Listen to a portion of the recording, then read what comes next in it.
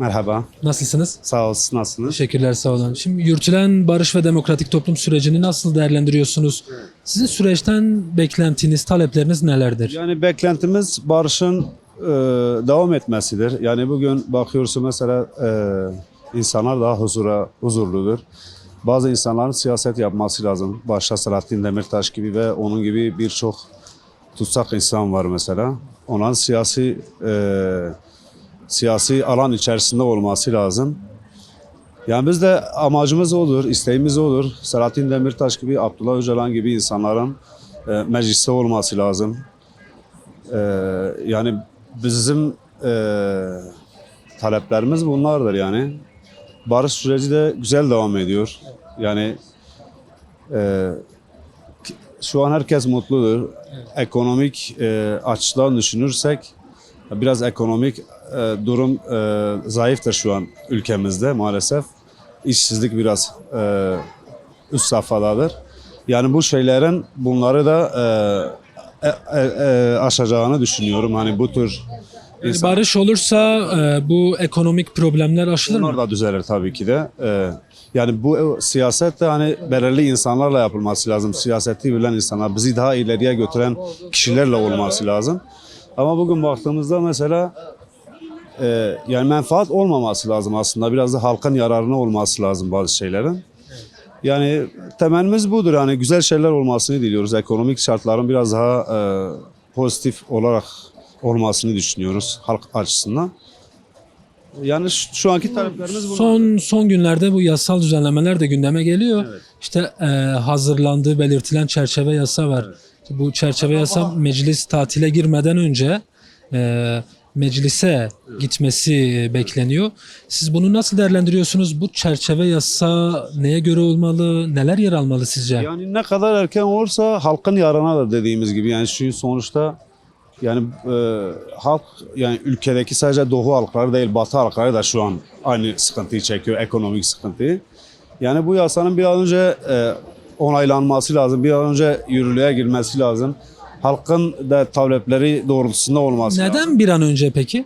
Ya bir an önce mesela olması lazım çünkü şu an halk kararsızdır, soru işaretleri var kafasında. Hani soru işaretlerinin kalkması lazım öncelikle toplumun kafasında. Yani bu- Adımlar atılırsa bu soru işaretleri kalkar diyorsunuz. Tabii ki de. Yani bir an önce zaten halkın talebi şu an budur. Hani belirli bir süre geçti zaten. Hani bunların adımları atılması lazımdı daha şimdiye kadar. Yani biraz ertelendiğini de düşünüyorum aslında. Ama tabii ki de yani diyor ya geç olsun temiz olsun. Hani bence bir an önce de yapılması lazım yani. Halkın talepleri budur Şimdi bence. son olarak sürecin talepleri de var. Bu taleplerden biri de Kürt Halk Önderi Abdullah Öcalan'ın fiziki özgürlüğü. Tabii ki. Sizce Kürt Halk Önderi Abdullah Öcalan'ın fiziki özgürlüğü sağlanmadan süreç yürür mü? Sayın Abdullah Öcalan da o da yani Kürtlerin kabul ettiği bir liderdir. Yani eminim ki bugün Sayın Öcalan'ın bugün mecliste demokratik şekilde kendini ifade etmesini Kürt halkı da onaylıyordur. Sayın Öcalan'ın olması yani Diğer biraz Kürt daha tabii ki de- siyasi tutsaklar. tabii ki de yani halkı da biraz daha hani şey yapabilir yani biraz daha onları siyasi eğilime yöneltebilir yani. Yani halk biraz daha hani farklı bakar mesela olaylara. Bu soru işaretleri kafalarında olur. En az da fiilen bir şey ortaya konulmuş olur. Halk da ona göre tepkisini mesela dile getirir. Ama şu an bunlar yapılmadığı için insanların kafasında hala soru işaretleri var. Acaba ne olacak? Ekonomik şartlar bizi nereye götürecek? Yani bu durumlar hani bu soru işaretleri halkın kafasında hani çünkü hem doğu halkları hem batı halkları şu an bu soru işareti içerisinde. Acaba ne olacak? Yani çünkü artık insanlar artık yani midesine şey oluyor mesela artık midesini düşünüyor. Yarın ne olacak onu düşünüyor. Bakıyorsun mesela hani bu tür sorunların bir an önce ortadan kalkması lazım ve bu süreç de güzel bir şekilde ilerliyor ve sürecin devamında da başarılı şeyler olursa biraz daha ileriye götürebilir bizi. Mesela her adım adım gidilebilir bazen. Yani bir seferde bazı şeyler istenmeyebilir. Ama adım adım gidildiği zaman hem iki taraf da karşılıklı birbirleriyle anlaşabilir. Hem iki taraf da birbirinden ne aldığını, birbirinden ne verdiğini anlayabilir mesela. Ha biz demiyoruz tabii ki her şey bir seferde olsun. Her şey yani bugün başlayırsa yarın bitsin. Onu demiyoruz zaten. Hani bunlar adım adım olabilir. Ama nedir bugün 10 tane soru işareti varsa 5'e düşürülse daha güzel bir şey olabilir yani. Bu da hani bir kademedir yani. İnsana en azından ne olur kafasındaki soru işaretleri bitince biraz daha feraha yani biraz daha olumlu düşünmeye şey yapabilir. Ama bugün 10 tane insanı çevirseniz kime sorsanız hani ne bileyim ekonomik açı onun psikolojisini bozmuştur ya da farklı şeylere yönlendirmiştir. Yani bunlar hepsi zincirleme olarak gidiyor. Hani bir şeylerin düzelmesi bir şeylere de zemin hazırlaması demektir yani. Yani şöyle Çok şu şekilde teşekkürler. düşünüyorum. Rica ederim. Sağ olun.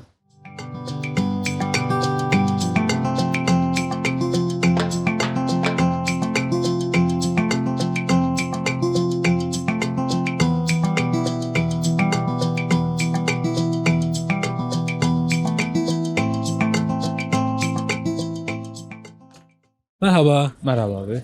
Siz bir genç olarak yürütülen barış ve demokratik toplum sürecini nasıl değerlendiriyorsunuz? Sizin süreçten talebiniz, beklentileriniz nelerdir?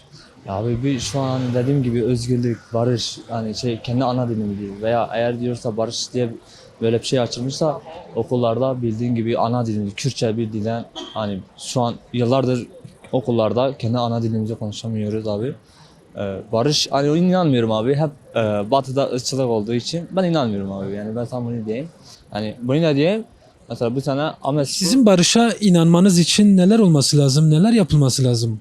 Ne olsa inanırsınız. Abi barış olması lazım abi mesela bu ırkçılığı, ayrımcılığı mesela kadın cinayetten tut abi hani şu an bu gençler çoğu uyuşturucu maddeye bağımlı oluyorlar abi içeriye katıyorlar. Barış kendi ana dilinden bir konuşan bir insanla yani herhangi bir kendi ana dilinden mesela okullarda okuduğu Kürtçenin güvence altına mı alınması gerekiyor? aynen Kürtçe ana dilini konuşmamız lazım abi ancak budur abi. Hukuki olarak güvence altına mı alınması lazım? Evet abi böyle olması lazım abi.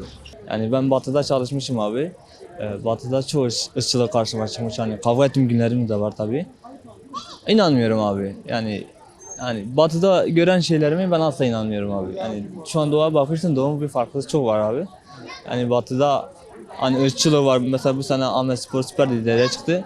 Tüm dünya yani Batı tarafından hepsi ırkçılık yaptılar abi. Yani herkes kendi şeyini, ana dilini yani burada ırkçılık yapmamıza gerek yok abi. Biz burada hepimiz abi kardeşiz abi. Yani Türk'le Kürt'le bir farkı yok. Yani bu ırkçılığı bırakalım abi. Herkes kendi ana diline. Hani Abdullah Öcalan'ı da tabii serbest bırakıldığında inşallah yani bıraksınlar. Selahattin Demirtaş'la her zaman. Yani ben bunu söylemek istiyorum abi. Çok teşekkürler. Ben Taşlarcı abi. Kendinize iyi bakın abi.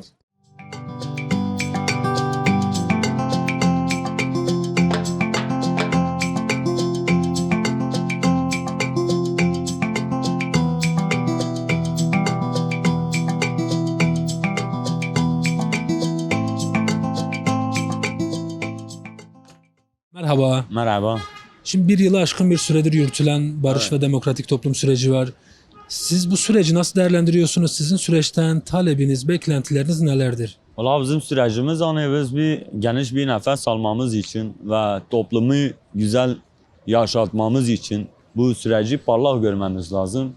Ki her birlikte her iki taraf için MHP, AKP, CHP, DEM Parti, HDP gibi partilerimiz de hemfikir olup bu geleceğe güzel bir adım atmaları bizi sevindirir yani. Bu Kürt halkı da nefes alır. Şimdiki gençlerimiz de biraz nefes alır. Ve cezaevinde bulunan arkadaşlarımız da bu süreçte faydalanır. Bir barış olur. Onlar da sevdiklerine, ailelerine, dostlarına, arkadaşlarına kavuşma dileğiyle. Yani bu barış süreci olursa süper olur yani her insan için güzel olur yani. Zaten bir yıl önce PKK kendisi silahlarını ateşe attılar. Bir adım onlar da kendice ön yürürlüğe bir adım attı. PKK Kürt Halk Öneri Abdullah Öcalan çağrısıyla. çağrısıyla, Abdullah Öcalan'ın çağrısıyla bir adım öne kendini attı.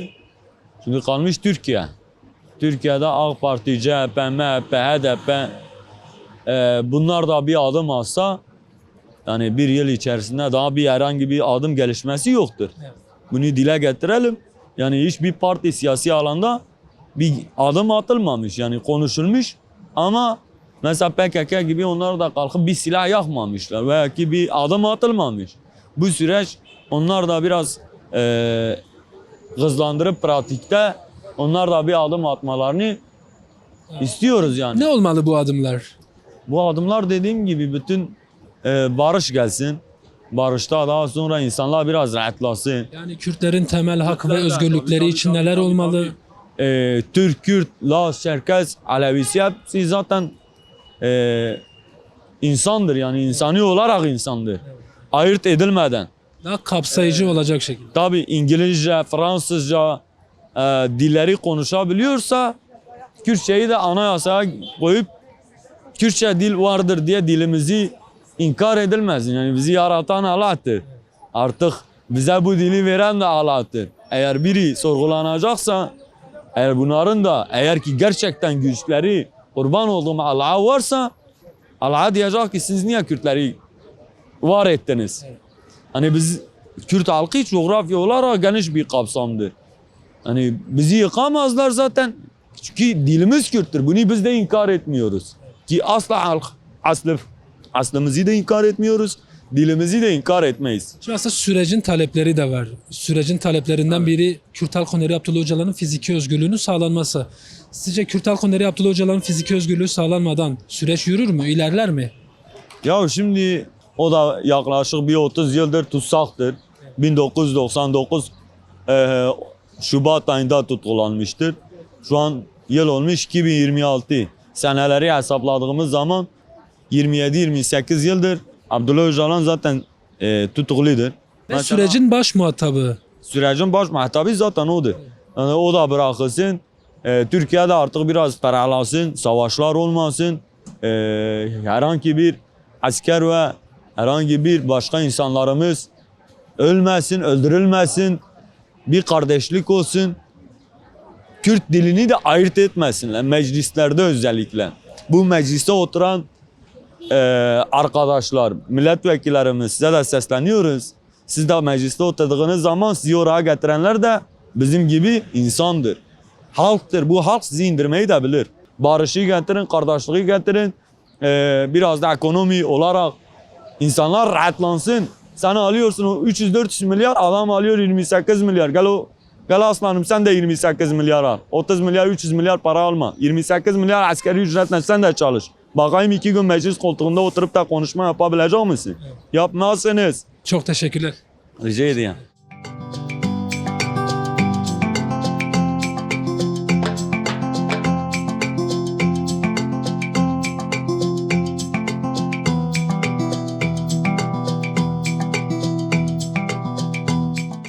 Merhaba. Merhabalar. Siz bir genç olarak yürütülen barış ve demokratik toplum sürecini nasıl değerlendiriyorsunuz? Sizin süreçten beklentiniz, talepleriniz nelerdir? Öncelikle barışı destekliyoruz tabii ki de. Aynı toprağın çocukları, sonuçta Kürtçe, Türkçe kardeştir. Bu coğrafyada beraber yaşıyoruz. Yaşamaya da devam edeceğiz. Barış için bence atılması gereken adımlardan biri ana dilde eğitim olmalı lazım.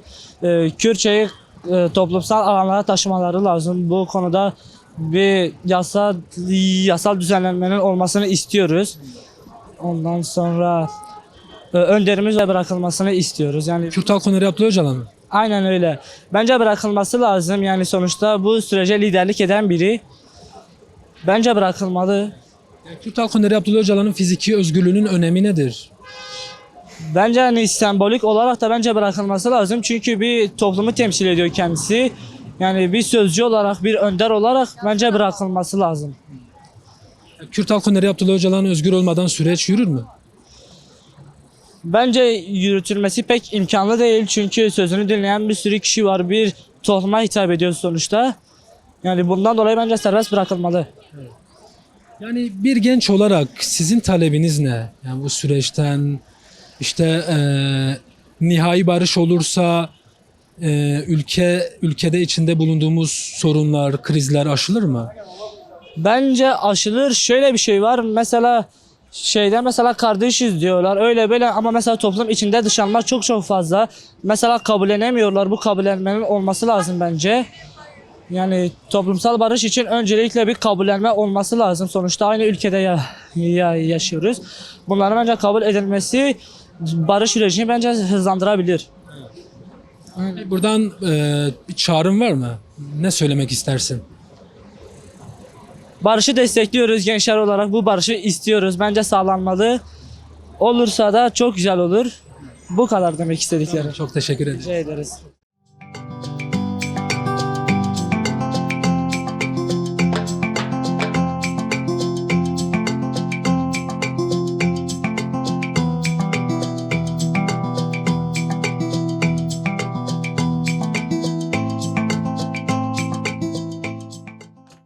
Merhaba. Merhaba. Siz yürütülen barış ve demokratik toplum sürecini nasıl değerlendiriyorsunuz? Sizin süreçten talebiniz, beklentileriniz nelerdir? Beklentilerimizin hiçbirini karşılanmadı. Yani bugün kendi isteklerimiz dışında her şey yapılıyor. Biz zaten çöküşteyiz. Parasızlık diz boyu, herkes birbirine muhtaç olmak zorunda kaldı. Ben de şu an mesela bankadan çıkıyorum. Yani yapabilecek çok bir şeyimiz yok. Artık sistemin kölesi olduk, ilerliyoruz. Barış neden önemli? Neden barış olmalı? Barış neden önemli? Yani bugün totale dönüp baktığın zaman 90'lı yıllarda köyler möyler hep yıkıldı. Biz yıkılsın istemiyoruz. Yakılsın da istemiyoruz. Totale dönüp baktığımda geçenlerde bir yerde duymuştum böyle anekdot olarak. Diyordu ki mesela bundan 100 yıl öncesine veya taş devrine döndüğümüz zaman genel sorunumuz ne olarak diye dönüp bakarsan diyor ki geçinme ve barınma. Bugün günümüze dönüp baktığımız zaman ise en büyük sorunumuz zaten o geçinme ve barınma. Bugün insanlar zaten açlık sorunuyla yaşıyor. Bunun üzerine bir de kan dökülmesi yani bence çok mantıklı bir şey değil. Kendi partimize dönecek olursak herhalde Türkiye'nin 3. büyük partisi olarak şeyde şu an görünüyor. Sistemde görünüyor HDP 56 milletvekiliyle mi ne? CHP'nin milletvekilleri iptal etmesiyle. Ama evet ana muhalefet olarak. Ama biz dilimizi artık haykıramıyoruz. Yani isteklerimizi haykıramıyoruz ve isteklerimiz yerine gelmiyor.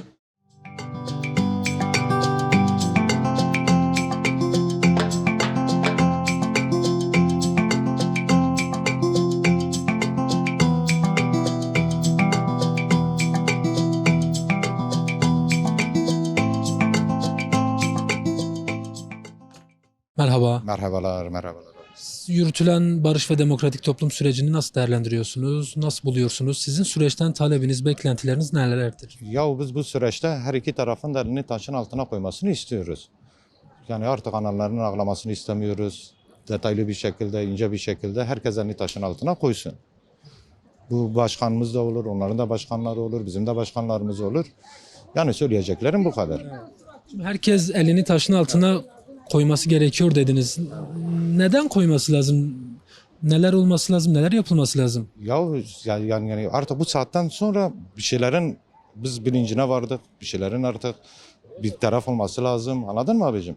Yani elini taşın altına koyması lazımken tamam bu süreç şu an iyi gidiyor, temiz gidiyor. Tabii ki bu süreci bozmak isteyenler de olacak. Ama biz bu şeylere gelmeyeceğiz Allah'ın izniyle. Böyle. Şimdi bu çerçeve yasa tartışmaları da yürütülüyor. Hatta meclis kapanmadan önce bu yasa taslağının meclise gitmesi tartışılıyor. Bunu nasıl değerlendiriyorsun? Bu çerçeve yasa ne olmalı? Neler yer almalı bu çerçeve yasada? Ya vallahi hani çerçeve yasadan ibadet bizim artık annelerimizin ağlamasını istemiyoruz. Bizim kendi yüreğimizin ağlamasını istemiyoruz. Söyleyeceklerim bu kadar yani. Şimdi dağdaki o da benim kardeşim. Askerde olan da benim kardeşim. Benim canım ciğerim. Ya her iki taraf da karşı karşıya geliyor. Şimdi sürecin talepleri de var. Kürt Halk Önderi Abdullah Öcalan'ın fiziki özgürlüğünün sağlanması yönünde. Bunu nasıl değerlendiriyorsunuz? Sizce Kürt Halk Önderi Abdullah Öcalan özgür olmadan süreç yürür mü? Olmaz. Yani bir lider olarak eğer ki biz onu görmek istiyorsak veya görüyorsaksa yani onun da talepleri dinlenmeli, onun da talepleri ciddiye alınmalı. Yani kulak arkası yapılmaması lazım. Evet. Bu kadar abi. Buradan son olarak bir çağrınız var mı? Yani son olarak bir çağrımız Allah hayretsin. Allah hayretsin. Tamam, çok teşekkürler. Görüşürüz, sağ olun.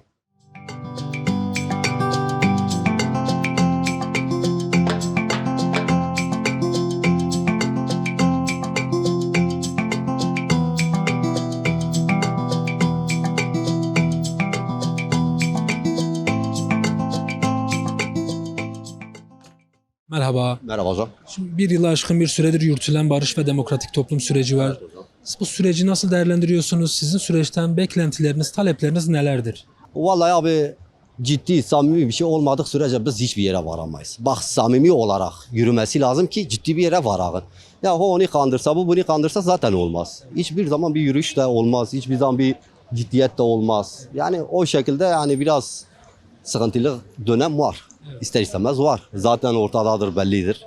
Ve onun için Siz ne talep ediyorsunuz? ya ben ne talep ediyorum? Yani ben şu şekil barışın olmasını istiyorum.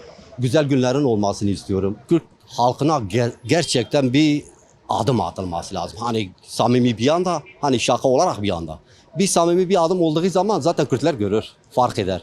Yani ben o amaçtayım. Çünkü hani isterim ki herkes birlik beraberlik içinde olsun. Hani kimse zarar görmesin. Yani barış olsun, güzel günler olsun. Yani biz onu isteriz. Hocam yani bu kadarını söyleyebilirim hocam. Tamam, teşekkürler. Bir şey değil o.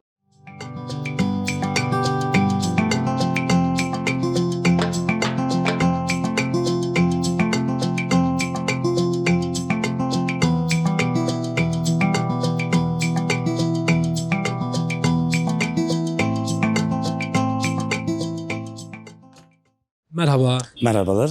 Şimdi bir yılı aşkın bir süredir yürütülen barış ve demokratik toplum süreci var. Siz bu süreci nasıl değerlendiriyorsunuz? Sizin süreçten beklentileriniz, talepleriniz nelerdir?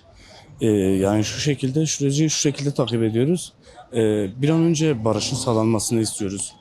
Ciddi anlamda bir de Kürt halkının özgürce hani dilini konuşabilmesi lazım ve bunun bir şekilde resmileşmesi gerekiyor. Bu şekilde düşünüyoruz. Ve bir de kültürel, sosyal yönüyle hani çok iyi başarı elde edilecek yani bölgede bu şekilde rahatlanacak. Bunları diyebilirim. Şimdi barış neden önemli? Neden barışa ihtiyaç duyuyoruz? Neden barışa ihtiyaç duyuluyor? Yani barışın her yönüyle hem ekonomik, sosyal, ondan sonra kültürel bunlar için önemlidir diye düşünüyorum. Yıllardır zor süreçler, kötü süreçler yaşandı bu bölgede. Bir daha bunların yaşanmaması temenni ediyoruz. Bir an önce bu barışın sağlanmasını istiyoruz. Bir an önce yasal düzenlemelerin bir karara varmasını istiyoruz. Bunları diyebilirim. Yasal düzenlemeler dediniz. Bu çerçeve yasa gündemde zaten. Bu çerçeve yasayı nasıl değerlendiriyorsunuz? Bu yasalarda ne yer almalı, neler olmalı? Yani tabii şimdi siyasi tutsakların üzerinden biraz değineceğim. Hani taleplerin yerine getirilmesi gerektiğini düşünüyorum. Şimdi özellikle hasta tutsaklar var. Bunların bir an önce bırakılmaları gerekiyor. Yani bir nebze de olsa bir esneklik yapılabilir diye düşünüyorum. Bunları diyebiliyorum yani. Sürecin talepleri de var. Sürecin taleplerinden biri de Kürt Halk Öneri Abdullah Öcalan'ın fiziki özgürlüğünün sağlanması. Sizce Kürt Halk Öneri Abdullah Öcalan'ın fiziki özgürlüğü sağlanmadan süreç ilerler mi? Yani süreç yani bu şekilde ilerler. Çok ağır ilerler diye düşünüyorum. Yani bir an önce yani zaten Bahçeli kendisi bizzat dedi. Gelsin meclise neden gelmiyor? Biz de bunu diyoruz. Yani şu an bizde de soru işareti olarak kalmış. Yani biz hani neden bırakılmıyor? Neden adımlar atılmıyor? Hani meclise deniz gelsin ve hala tutsaktır orada. Hani adım atılsın yani bu devlet nezdinde bir adım atılması. Güven pekişmiyor mu? Tabii ki. Hani, halk nezdinden bir güven sağlanması gerekiyor yani yani şu an bir monoton bir durumdayız diye düşünüyorum. Yani çünkü